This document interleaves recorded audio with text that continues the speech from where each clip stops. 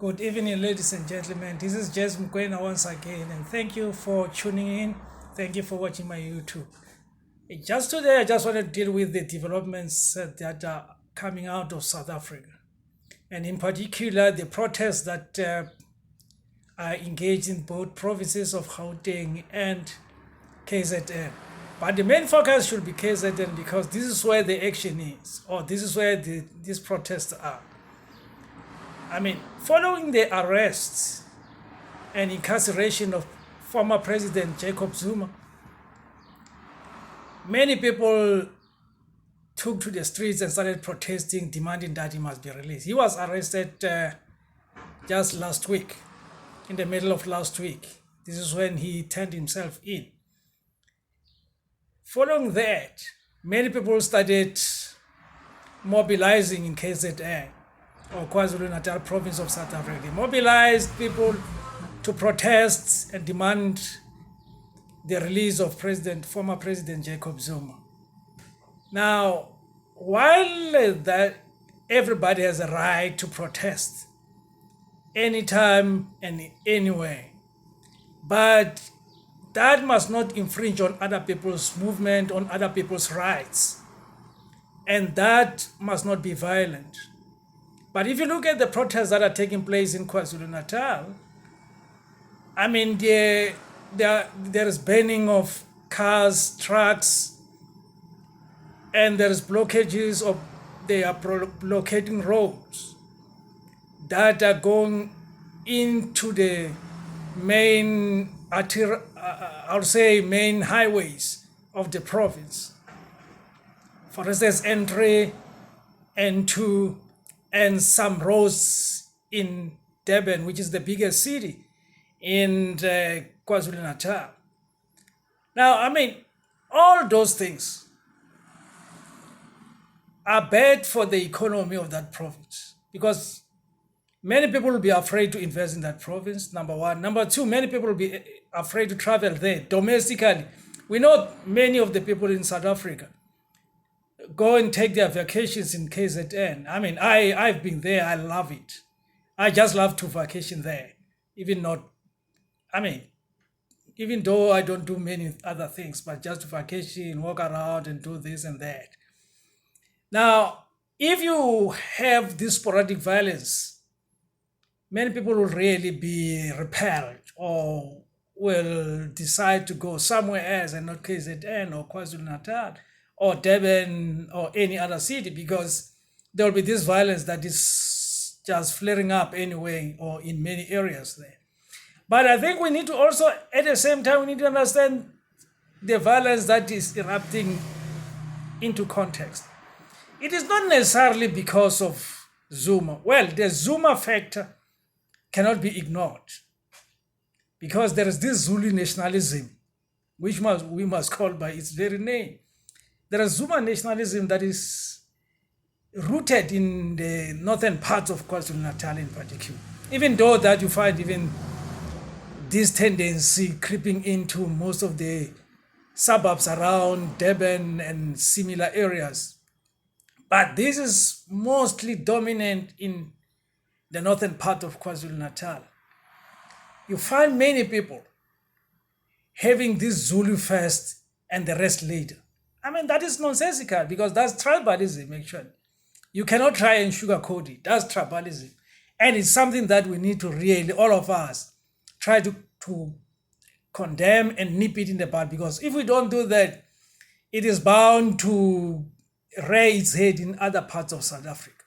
Like as we speak now, some people, particularly in the hostels in Gauteng, the Gauteng province, are beginning to say Zuma must be freed and all that.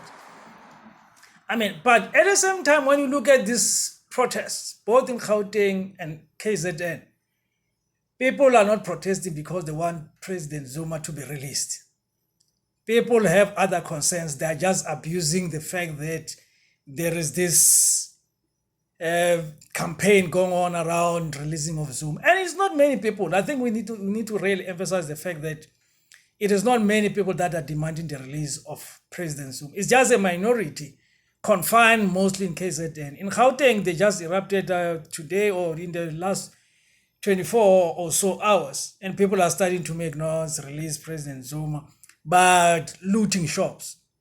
And most of them are just people that are unemployed and some criminals burning shops and taking things, burning trucks or cars and taking things. And that's bad. That's bad for the economy. That's bad for the reputation of the country. And this must be condemned by everybody, including the leadership of KZN, which has been too lukewarm as far as condemning the violence there in that province. They are supposed to stand up and condemn the violence without equivocation. But we hear people saying we regret this, people must be calm, we're calling for calm. That's really not the way to deal with it. You need to condemn it in the strongest possible terms. That violence cannot be tolerated and the rule of law must be upheld, and that anybody found in violation of the laws of the land, laws of property, burning of property, that person will be arrested and sent to prison. People must be made aware, and we need to tell them in no other uncertain terms. We need to be straightforward and condemn it. I mean, you can't ban public property. You can't ban even private property just to make your concern heard. Protest in a peaceful way. March if you want to march. Picket if you want to picket. And just show your dissatisfaction with whatever you want to protest about. And not to just attack innocent people and innocent property of some other people. That's wrong, and that must be condemned.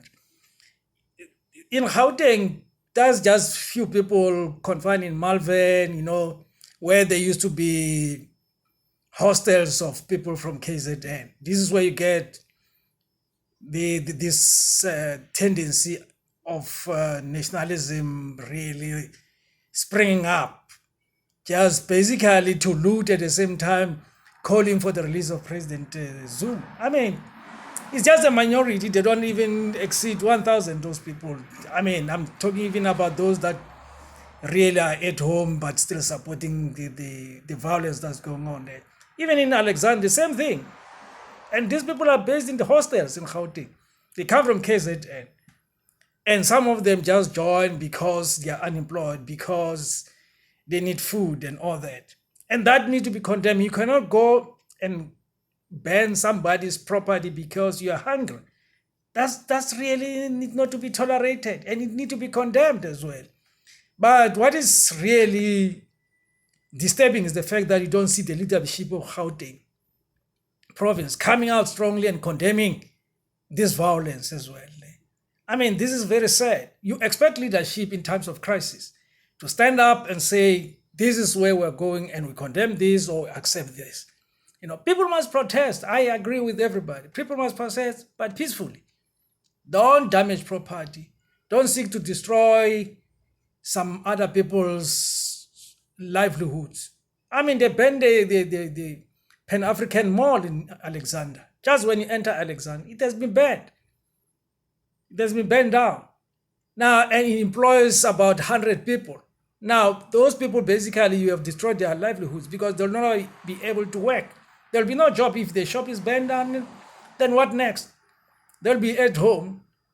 So you didn't affect only the owner, but you affected even the employees or the workers in that center.